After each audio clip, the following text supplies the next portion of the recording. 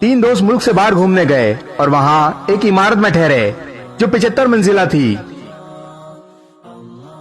उनको 75वीं मंजिल पर रूम मिला।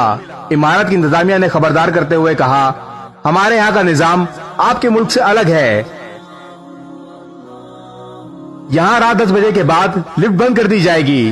10 बजे से पहले आना होगा, वरना आपको सीढ़ियों के जरिए रूम तक जाना होगा। पहले दिन तीनों दोस्त सैरो सियाहत के लिए निकले, मगर 10 बजे से पहले वापस लौट आए। दूसरे दिन वो लेट हो गए और 10 बजे के बाद इमारत में दाखिल हुए। लिफ्ट के दरवाजे बंद हो चुके थे।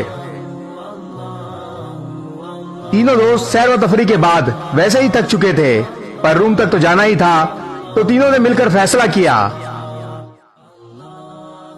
ऐसे सीढ़ियां चढ़ते हुए तो हम थक जाएंगे। हम बारी बारी एक दूसरे को किस्से सुनाते हुए चलते हैं। 25 फ्लोर तक पहला दोस्त, 50 फ्लोर तक दूसरा दोस्त, 75 पर पहुंचने तक तीसरा दोस्त किस्सा सुनाएगा। पहले दोस्त ने कहा, मैं तुम्हें लतीफे और मजाया किस्से सुनाता हूँ।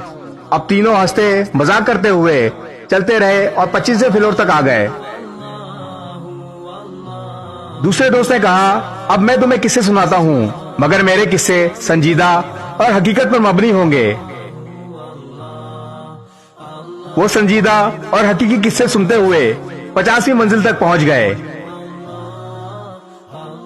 तीसरे दोस्त ने कहा, अब मैं तुम लोगों को कुछ गमगीन और दुख भरे किस्से सुनाता हूँ, जिस पर सब मुत्तफिक हो गए। गम भरे किस्से सुनते हुए बाकी मंजिलें भी तय करते रहे, यहाँ तक कि तीनों थक हार कर रूम के दरवाजे तक पहुंच गए। दरवाजे पर पहुंचकर तीसरे दोस्त ने कहा, मेरी जिंदगी का सबसे बड़ा गम भरा किस्सा यह है कि हम कमरे की चाबियां नीचे इस्तकबालिया पर ही छोड़ आए।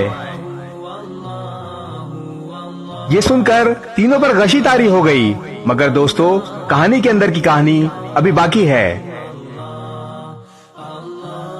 बात अभी मुकम्मल नहीं हुई। इस किस्से में आपके लिए इबरत है। हम लोग जो कि अपनी जिंदगी के 25 साल हंसी मजाक खेल कूद में लगा जाते हैं, फिर बाकी के 50 साल तक शादी, बच्चे, रिस्क की तलाश, नौकरी जैसी संजीदा जिंदगी में फंसे रहते हैं। 75 साल की उम्र में बीमारियों, अस्पताल के चक्कर, बच्चों के गम और ऐसी हजारों मुसीबतों के साथ गुजारते हैं। यहाँ तक कि जब मौत के दरवाजे पर पहुंचते हैं तो याद आता है कि चाबियां तो हम साथ लाना ही भूल गए। इस जन्नत की चाबी जिसको हम अपनी मंजिल समझते हुए ये जिंदगी गुजारते रहे,